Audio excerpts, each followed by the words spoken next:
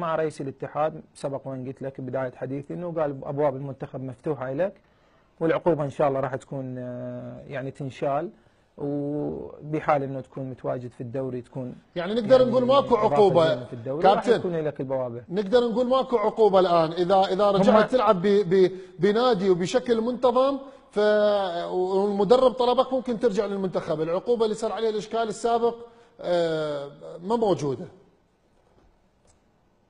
عفوا انا ما اقولها حصريه مني يعني حتى ما تحسب علي. فسرت نفسرها هيك. رئيس الاتحاد قعدت اي انا بيني وبين رئيس الاتحاد قعدت وقال لي هذا الكلام، بس هم يعني لحد الان يعني عن طريق الاتحاد العراقي او هم بالاعلام وكذا ما طلعوا وقالوا انه عقوبه سيف سلمان انشالت، وفي حال اذا يكون متواجد في الدوري حتى المدرب يختاره وكذا، هم ما طلعوا، بس الكلام اللي بيني وبينهم صار هذا الشيء يعني عن طريق رئيس الاتحاد العراقي المولى عبد الخالق مسعود.